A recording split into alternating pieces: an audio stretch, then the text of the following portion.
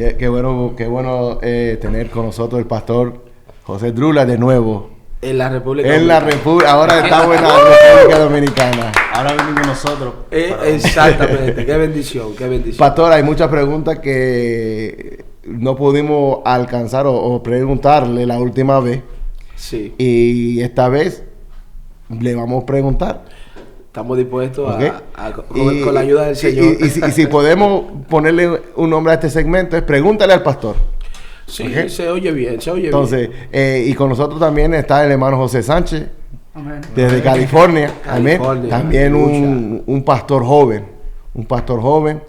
con el llamado. Y tenemos también a Ronald y a Anthony. Vamos a comenzar con la pregunta. La primera pregunta, pastor. Suave. Comenzamos suave y después. Pastor, muchos hermanos nos están escribiendo. ¿Cuál debe de ser el mensaje sabio de un pastor cuando hay almas inconversos en la iglesia? Bueno, es una buena pregunta. ¿Por qué? Porque dicen que cada vez que hay almas, que hay inconversos, hablan del diezmo, hablan de doctrina, Entonces, ¿cuál debe de ser el mensaje? Guardando la distancia, toda compañía lanza una buena publicidad del producto que vende. Entonces yo creo que nosotros como iglesia, el producto principal, único, es Jesús. Y tenemos que hacerle una buena publicidad, y más cuando hay inconversos en la iglesia. Yo creo que el mensaje del pastor, del evangelista, tiene que ser cristocéntrico totalmente. Hay cosas como la doctrina del diezmo, la doctrina de otros temas, que eso se habla inside, dentro. Claro. Pero cuando hay personas que están visitando la iglesia, yo creo que el mensaje tiene que ser cristocéntrico. A mí me ha pasado. Yo he visto que algunos domingos han ido muchas personas visitas a la iglesia, y yo he tenido que cambiar el mensaje. ¿Por qué? Porque vengo con un mensaje para la iglesia, pero hay almas, y yo creo que Jesucristo vino por las almas a morir. Entonces yo creo que todo programa de iglesia, cuando entran almas a la iglesia, tiene que ser cambiado. Si es un servicio de adoración para la iglesia y hay amigos, tiene que ser cambiado. Entonces ahora, cuando seguimos hablando del diezmo, hablando de la finanza, pastor, ¿usted cree que es bueno que un predicador use el altar para vender su libro, vender su CD, vender... ¿Usted me entiende a dónde yo voy? Sí, yo entiendo. Bueno, mire, usted sabe que lamentablemente hubieron personas que en el principio tuvieron buenas intenciones cuando empezaron a vender el material que Dios le había provisto, pero lamentablemente eso se cogió como una moda, y lo que se metió en la iglesia fue lo que Cristo condenó cuando dijo: mi casa será llamada casa de oración. Hoy la iglesia se ha vuelto un mercado. Entonces ya personas malintencionadas entraron en la iglesia, y ahora tenemos una comercialización de muchas cosas en la iglesia que lamentablemente ha hecho su lío, como dicen los dominicanos, ha traído problemas. Sí, pues yo creo que no hay predicador que no tenga libros en este momento. Casi toditos tienen libros ahora. Bueno, voy a decir algo, dice La Verdad Sin Filtro. Amén, amén. La Verdad Sin Filtro. Lo que yo estoy oyendo es que los libros, ¿verdad?, están dejando buenas entradas más que ya los CD, porque al venir YouTube y al venir las redes sociales, las personas no están comprando CD, ¿entiendes? Entonces, sí, todo es electrónico. Ahora se está yendo a los libros. Miren, yo particularmente no descalifico a nadie para escribir, Dios me libre, pero yo como un asiduo lector, cuando yo voy a comprar un libro a una librería, yo primeramente investigo quién es el autor de ese libro. Así mismo. Y por el autor yo lo compro. ¿Por qué por el autor? Porque hay autores que en realidad tú abres el libro y no encuentras nada, no hay esencia. Te dicen, Esto es una pérdida de tiempo, porque no hay una esencia. Voy a escribir por escribir. No. Tú no puedes escribir por escribir. Yo mismo, Dios tiene más de 5 años hablándome a mí de un libro. Y yo todavía estoy organizando las ideas.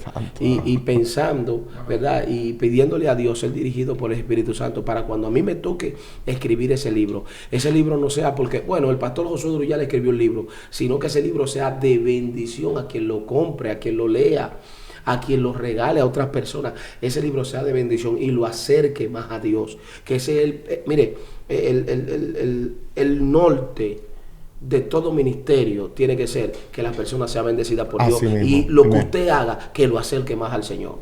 Amén. Mire, aquí cada uno tenemos una pregunta. Ok. Voy a comenzar con Anthony, después con José Okay. y después Ronald. Ok. Yo tengo una pregunta también. Ok, perfecto. Más preguntas. Ok. Varón, vamos a ver. ¿Cómo uno sabe que uno es llamado al pastorado? ¿Cómo uno sabe? Buena pregunta. Mire, señores, Dios es un Dios que nos dejó el Espíritu Santo para que nos guíe a toda verdad y a toda justicia. El Espíritu Santo no es mudo, el Espíritu Santo habla. Y desde que una persona comienza a dar sus primeros pasos en el Evangelio, Dios va organizando ese llamado, lo va organizando. Y llega un momento en que Dios comienza a dar testimonio de que Dios te llamó para el pastorado. Y yo entiendo que ese ministerio que es tan delicado, lo primero es que los que te dirigen son los que ven ese potencial en ti. Mucho primero que tú lo veas. Mucho primero que tú lo veas. Ahora es al revés. Ahora tú ves primeramente que tú eres pastor antes de que tu pastor pueda decir que tú eres pastor. ¿Qué cosa, no? Podemos hacer otra pregunta. Dentro de la pregunta no hay problema. ¿Es posible transicionar de un ministerio a otro ministerio? Porque yo veo que habían pastores que eran evangelistas, ahora que son pastores. ¿Qué pasó ahí?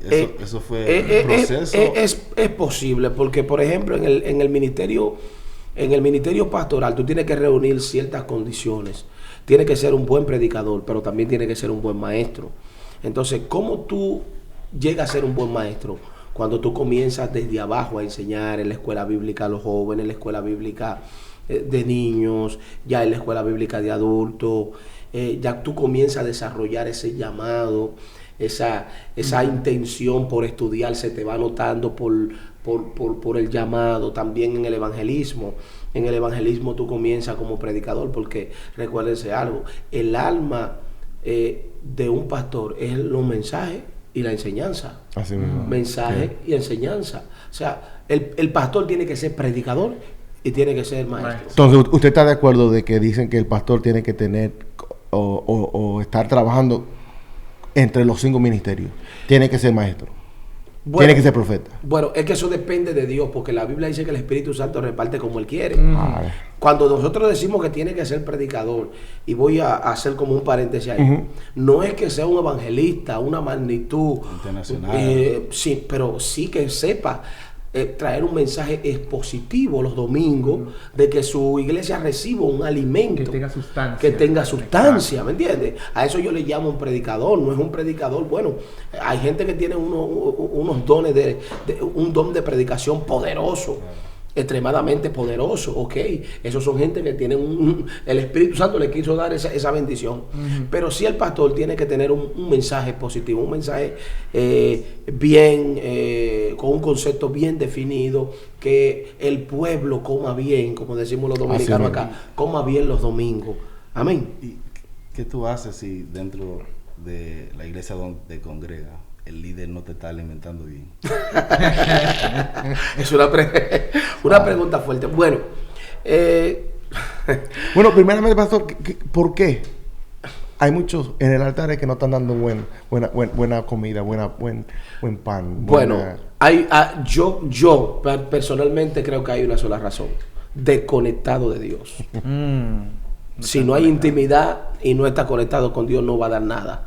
Porque tú puedes llegar a ser un buen predicador, y si te desconectaste de Dios, ¿qué tú vas a dar? Tú no vas a dar nada. Entonces, una iglesia donde la cabeza esté desconectada, el pastor no esté conectado con Dios, la iglesia no va a recibir alimento.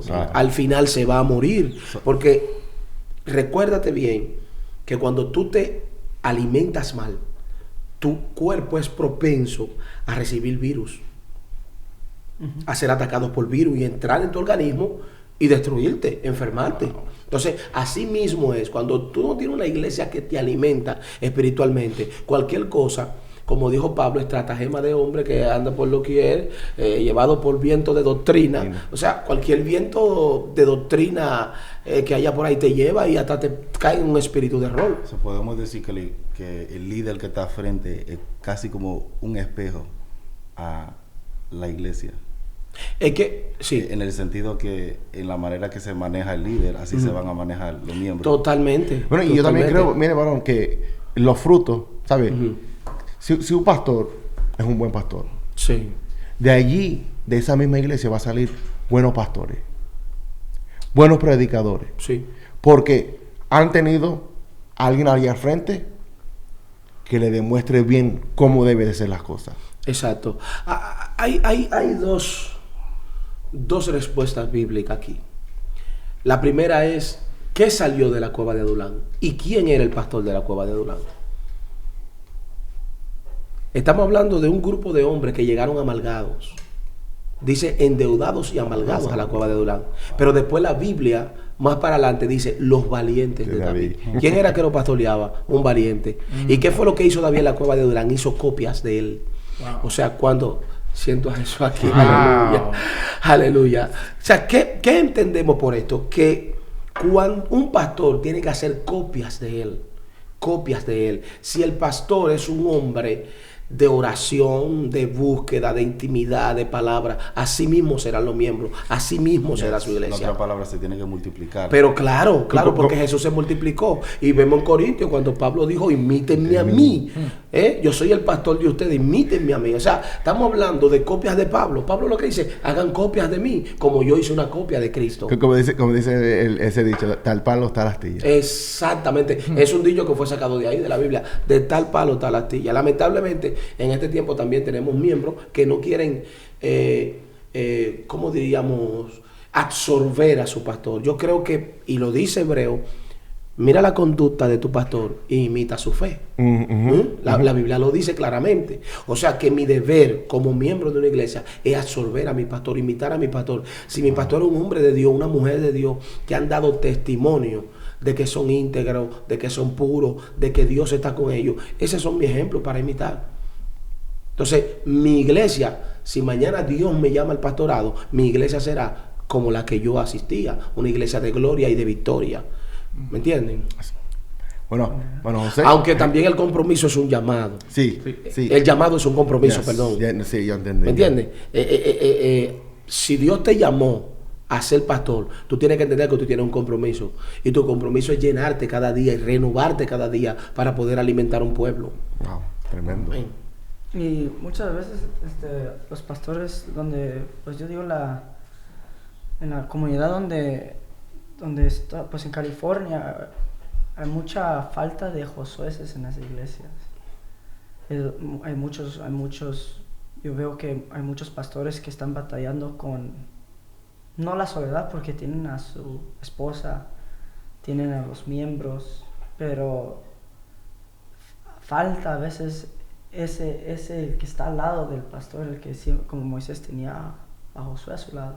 Bueno, pero hay muchos que les faltan cómo el pastor puede, como decimos, de multiplicar, pero hay muchas congregaciones que se le habla, pero se le sale. ¿Puede un pastor tener amigos? ¿O tiene el pastor amigos? Pocos, pero tiene. Puede tenerlo, pero más pocos. Ayudante o alguien que le ayude. Señores, el varón ha dicho una gran verdad. Es difícil encontrar un Josué. Es difícil encontrar un Josué, porque la primera característica de un Josué es que va a amar tu ministerio.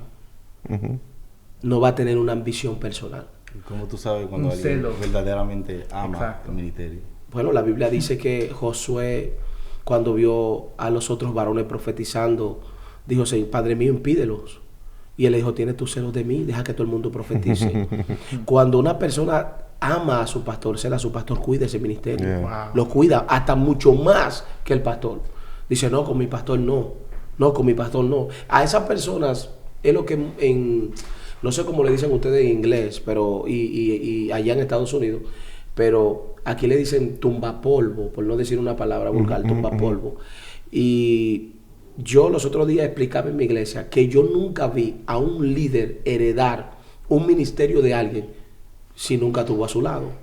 Entonces, yo prefiero que a mí me digan tumbapolvo y estar al lado de un hombre de Dios y que lo de ese hombre de Dios se me pegue por estar al lado de un grupo de carnales que me están diciendo tumbapolvo y que al final nunca van a hacer nada para el reino de los cielos. Y la siguiente, pues, lo opuesto.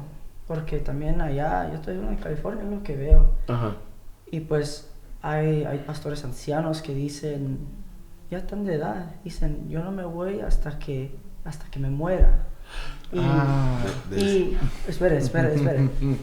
No me voy hasta que me muera, hasta que el Señor me muera. Pero escucho, los jóvenes dicen, no tenemos la libertad para adorar a Dios, tenemos que someternos al pastor. Y yo veo la lucha que los jóvenes tienen. El pastor le duele, no, bájenle, me duele. No podemos adorar así. A mí me gustan los himnos ya de antes, no pueden cantar coros nuevos. Cosas así. Y la juventud quiere levantarse. Y ellos quieren, como hay una... Usted ha hablado por mil, como decimos los dominicanos. Mucho por 1000 años. el problema de muchos. iglesia. El lado que usted dijo y el otro lado, de la cara de la moneda. Primeramente, no hay gente que quieren tomar las riendas por negligencia, no quieren compromisos. Segundo, hay que abundar un poco, si me lo permite. Señores, si no hay juventud, no va a haber iglesia. Dígalo otra vez, pastor. Si no hay juventud, no va a haber iglesia. Porque, por ejemplo, señores, yo tengo 11 años pastoreando. Cuando yo levanté mi iglesia, mi hijo acá, que tiene 19, tenía 8 años. Y hoy es el presidente de los jóvenes. Y yo vi niñas que llegaron pequeñas, que hoy están en la sociedad de jóvenes. Y llegaron pequeñas. Gloria a Dios. Entonces, eso quiere decir que ellos van creciendo y nosotros vamos descendiendo. Las fuerzas se acaban. Sí. El cuerpo humano no te responde igual. Después de los 45 años viene una decadencia en el cuerpo humano que tú no tienes la misma fuerza. Entonces hay cosas que tú tienes que delegarlas, que ya, yo puedo estar ahí como la voz de la experiencia, pero yo tengo que entender que mi tiempo ya está pasando y que yo tengo que buscar una generación relevo para que la iglesia siga trayendo almas a los caminos del Señor. Porque le voy a decir algo. La iglesia que yo pastoreo, tengo 11 años pastoreando, ¿verdad? Esa iglesia la fundó el Señor a través de mí. Yo tengo un tiempo límite dentro de esa congregación, pero la congregación no tiene un tiempo límite. ¿Sabía eso?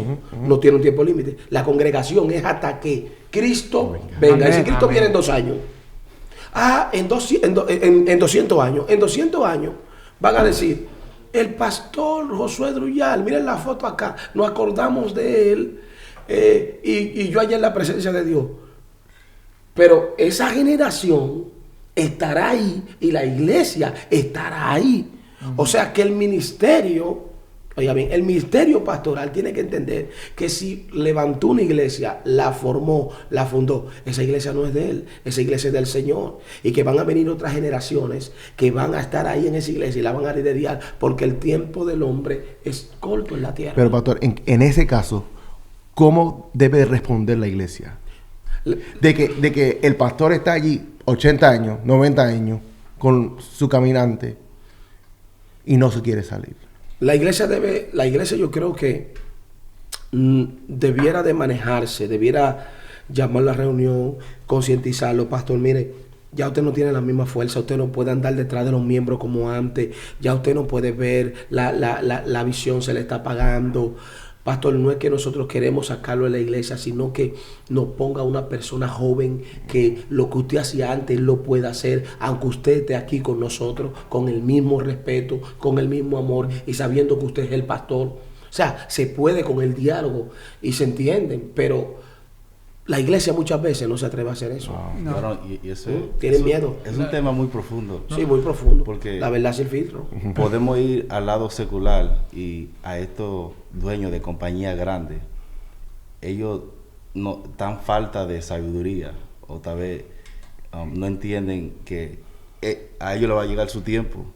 Lo que ellos pueden hacer es llevar su hijo a la compañía y enseñarle poco a poco cómo es que se maneja lo que ellos están haciendo para que el día que ellos no estén ya hay alguien ahí que se lo pueden dejar a la compañía. Pero señores, estos pastores, Así mismo en la iglesia. estos pastores, perdónenme, pero tengo que decirlo, no estudian la Biblia.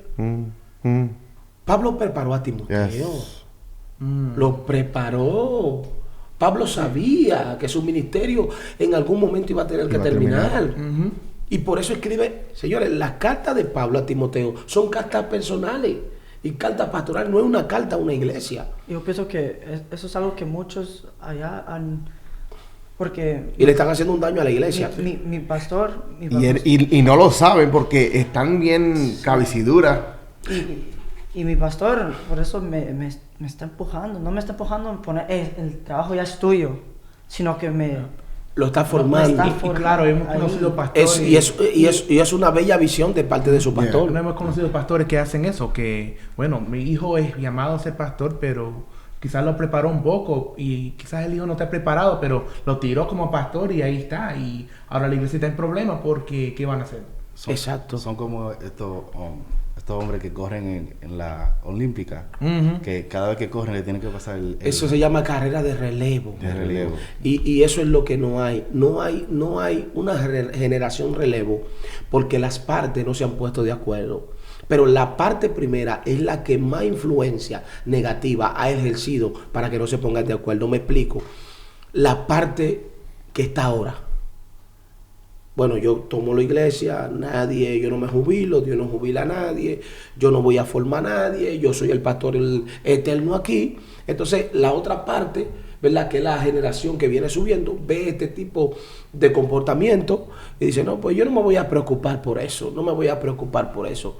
Y yo creo que todo hombre de Dios tiene que comenzar a formar la generación relevo cuando ya, por ejemplo, yo tengo 43 años, pero yo en unos cuantos años yo tengo que entender que ya yo no voy a ser el mismo eufórico, el mismo predicador sanguíneo, el mismo predicador que voy a predicar con la misma fuerza, ni voy a tener la misma fuerza que la tengo ahora. Entonces, ¿qué tengo yo que hacer? Entender que la obra se queda y que yo me voy. Entonces, ¿qué es lo que tengo que hacer? Formar hombres para cuando mañana yo no esté, la obra siga hacia adelante. Y creo que ese es el problema, que los pastores hoy en día no están dejando un legado. No están dejando un legado. Pero también yo pienso que usted predica en los Estados Unidos, en los diferentes países, ¿verdad? Sí. Y muchas veces cuando el pastor no está en casa, la iglesia lo siente y quizás no llegan o no hay existencia. Usted, ¿verdad? Que hay que preparar personas que aunque haya un pastor, también tenga ayuda. Totalmente. Eso es preparar líderes. Porque miren, señores, aquí pasó algo. En este país pasó algo. Teníamos dos líderes políticos influyentes. Hubo uno que era un genio, una mente brillante. Y este hombre tuvo 24 años de gobierno. No gobernó por 24 años. Hubo otro que solamente no gobernó por 6 meses. Porque lo derrocaron, le dieron un golpe de estado. Pero ¿qué pasa? El que duró 24 años ejerciendo la presidencia en este país no preparó líderes. Wow, qué triste. Oiga, no lo preparó líderes que pudieran mantener ese partido en el poder después que él se fuera. Mientras que el que duró 6 meses en el poder preparó líderes que hoy en día son los que están ejerciendo el gobierno en la República Dominicana. Entonces, ¿qué diferencia? El partido de aquel que gobernó por 24 años prácticamente es un partido minoritario. De ser mayoritario, ahora es minoritario, con menos gente, tiene muchos años en el poder y no creo que vuelva al poder. Ahora, el partido de la persona que duró 6 meses creó tantos líderes que tiene más de 20 años en el poder gobernando la República Dominicana. Entonces, ¿qué nos da a entender? ¿Cuál es la moraleja de este asunto? De que la ambición de aquel era él, gobernar él, no su partido. Mientras que la ambición de aquel fue preparar líderes para que su partido gobernara. La ambición del pastor tiene que ser que la iglesia se mantenga siempre gobernando las tinieblas en el lugar que Dios la ha puesto, y no tratar siempre de gobernar él, porque mañana ¿qué va a pasar? Sabiendo Satanás que nosotros somos como la sombra de ayer que pasó, dijo David. Entonces, cuando nosotros preparamos hombres y mujeres para que sigan lo que Dios nos ha puesto en la mano, eso va a ser una bendición. Inclusive la Biblia dice que después de muerto las obras le siguen, pero parece que esos pastores no han entendido eso. Esos pastores nada más piensan en vida, entonces son egoístas. Y miren, hay muchos casos, y de verdad que todas estas iglesias al final no han terminado bien. No han terminado bien. ¿Cómo puede decirle pues a las personas que están en el pastorado y ven? Porque hay veces que uno debe que no dejar su congregación, sino porque ya vamos a hablar por los que ya tienen esa ayuda, pero tienen amigos como pues pastores también como amigos, Sí. que ve que están batallando también en la congregación, y uno no quiere entrar y arreglarle la mesa porque no es su mesa, él está encargado de su congregación. Pero uno como amigo, ¿cómo podemos meternos sin adueñarnos? Porque hay muchos que queremos ayudar, pero en vez de ayudar nos hacemos dueños. Nos agarramos y decimos, aquí se va a hacer así porque tú estás mal y yo estoy bien. Lo que pasa es, ahí es donde entra lo que decíamos ahorita. Señores, los otros días el pastor Urquiza puso algo en el Facebook acerca de con las personas que se debe trabajar, y hubo una que me llamó la atención, y fue la de ser agradecido. Cuando tú eres agradecido, tú amas. Y cuando tú amas, tú no piensas en ti, tú piensas en el otro. Por ejemplo, usted es pastor y me dice: Pastor Josué, yo necesito que usted me ayude en la congregación, estoy pasando una crisis y yo necesito de su mano amiga. ¿Qué tengo que hacer yo cuando llegue a su congregación después que acepte esa propuesta que usted me hace? Tratar de que las cosas malas, arreglarlas, pero no arreglarla acusándolo a usted, ni tratando de dividir la iglesia de usted. Sí, eso es. ¿Entiende? Sino arreglarla para cuando yo me toque irme, todo quede bien y la iglesia de Cristo siga marchando. Pero lamentablemente los pastores hoy en día se han blindado, porque también tenemos un grupo de personas que no agradecen, que no son sinceras y que no son íntegras. Señores, me decía un amigo mío, un evangelista, cuando yo me convertí yo pensé que aquí habían ángeles, pero me di cuenta que no. Y yo creo que es así. Hay personas que piensan que cuando se convierten somos ángeles todos. Y lamentablemente dentro de estos ángeles hay muchos, no los voy a mencionar.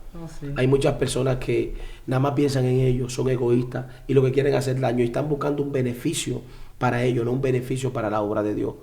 ¿Me entiendes? Entonces, por eso el don de discernimiento es tan importante. Yes. Es muy importante a quien tú dejas entrar en tu círculo para que te ayude.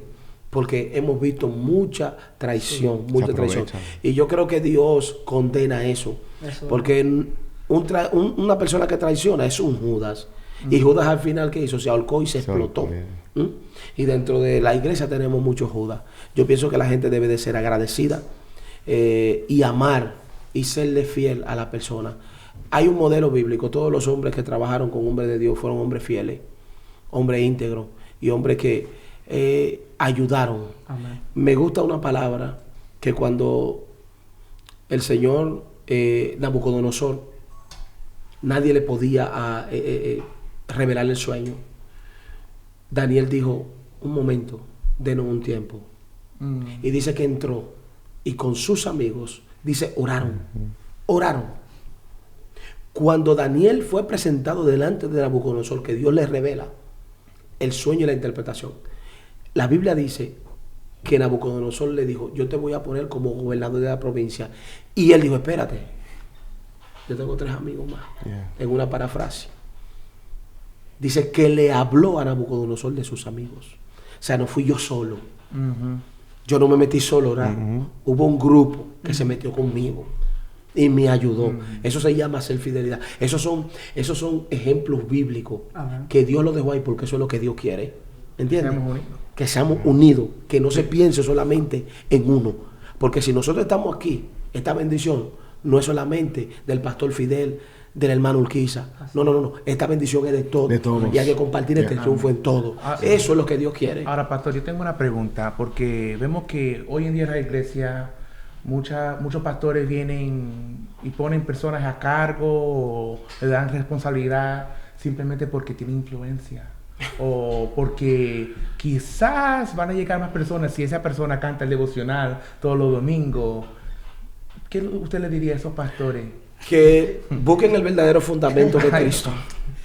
Eso es un crecimiento efímero, un crecimiento que no tiene raíces. Porque si yo uso estrategias no dirigidas por el Señor para hacer crecer mi iglesia, al final no voy a tener una iglesia con un fundamento. Me acuerdo que una vez por mi casa se formó una iglesia y el pastor era profeta.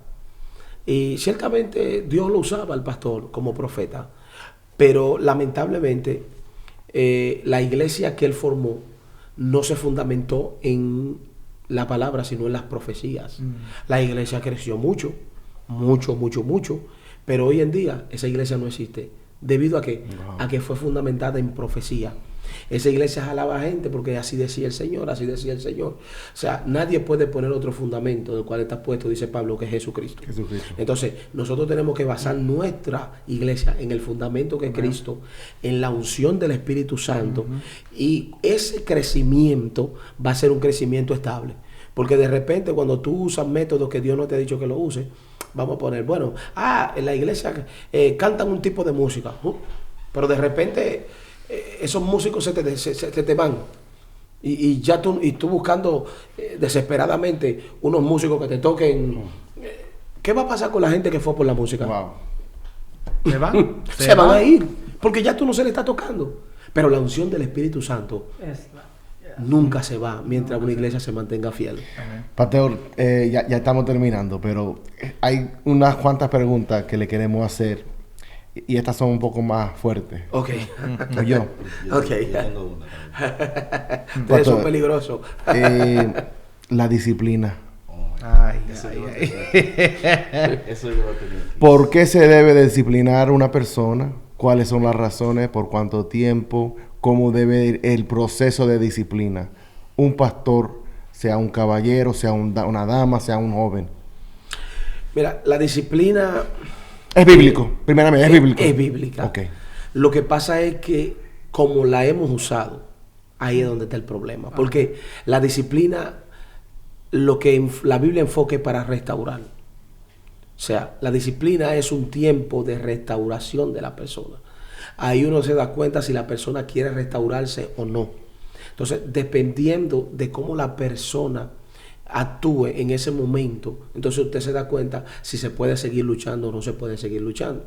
Lamentablemente, antes muchos pastores aplicaban la disciplina. Siéntate allá atrás, Tom, tiene un año de disciplina, ¡pam! Y ahí dejaban la persona sola, como si fuera un extraterrestre dentro de la iglesia. Entonces, lo tenían como los tenían a los leprosos. Exacto. Apartados del pueblo. Exactamente. Entonces, bueno, ok, tiene lepra, pero no, es que la cosa no es así. Pecó. Dice Pablo, vamos a restaurarlo con espíritu de mansedumbre. Vamos a llegarnos a él, vamos a ayudarlo, vamos a trabajar con él. No desampararlo. No desampararlo. Entonces, cuando nosotros actuamos así, entonces la persona se fortalece más y sale más fortalecido de esa disciplina y más fuerte espiritualmente que lo que antes solía ser. Entonces, lamentablemente es la aplicación de la disciplina, ese método que no ha servido. Yo entiendo que una persona cae en pecado, no puede seguir ministrando, claro que no. Tiene que sentarse en un banco a pagar las consecuencias de su pecado. Pero en las consecuencias de su pecado, la iglesia no puede abandonarlo. Tiene que darle la mano, porque no queremos que el soldado totalmente muera, esté herido. Pastor, si no diezma, disciplina. Si una persona no diezma, es una buena pregunta. Señores, el diezmo no es una opción, es una obligación. Hay personas que piensan que el diezmo es una opción. El diezmo no es una opción porque está ahí en la Biblia. Y la Biblia es mandamientos. Y un mandamiento no es una opción. Un mandamiento es una obligación. Sí. ¿Entiendes? O sea, una persona que no diezme se convierte en un ladrón. Y un ladrón no tiene ni parte ni suerte. Como dice, usted no tiene ni parte ni suerte. Claro, porque se convierte en un ladrón. Totalmente. Está desobedeciendo un mandato. Porque recuérdense que la iglesia evangélica no es la iglesia tradicional donde los gobiernos las ayudan. La iglesia evangélica se sostiene con los diezmos y con las ofrendas. Entonces, si no hay diezmos y no hay ofrendas, ¿cómo se compra un buen equipo? ¿Cómo se compra un buen micrófono? ¿Cómo se le da un sueldo al pastor? ¿Cómo el pastor sobrevive? Entonces, una persona que no diezme es una persona que... Y le voy a decir algo, porque si nos metemos por ahí duramos 3 horas. Le voy a decir algo. Nadie que esté alineado al cielo y que espiritualmente esté bien, deja de diezmar. Así mismo. Deja de Así diezmar. mismo. Mayormente la gente que tiene baches espirituales, que no está bien, son las personas que no diezman. Pero toda persona que esté bien en comunión con Dios y espiritualmente nunca va a dejar de diezmar. Pastor, hay muchas más preguntas. Se nos ha acabado el tiempo. Ay Dios, ¿cómo va a ser? Mire, pastor, tenemos preguntas teológicas, sexual también, varón, muchas cosas. Y ya usted sabe, pastor, para la próxima. Bueno, nosotros estaremos en abril por allá. Entonces, mire, lo que nos están viendo y lo que nos están escuchando, ya saben. En abril estaremos... Parte 3, pastor, esto como Sí, se dice, se explica, se extiende. Sí, parte 3. Esperamos que en abril nosotros podamos estar con ustedes otra vez en este podcast. Amén, pastor. Y yo sé amén. que será de gran bendición. Gracias a ustedes por la oportunidad que nos dan. No, pastor, claro. Siempre es un honor estar aquí. Yo sé que Dios llevará esto de gloria en gloria. Amén. Porque hay cosas que de verdad se tienen que saber. Amén. En la Y vida. agradecemos también a nuestro hermano José, que este es su primer podcast con nosotros. Amén. Vamos a darle un aplauso. Amén. Yo creo que vamos a tener que ir a California. No, puede ser la parte 3, va a ser en California. En el nombre de Jesús.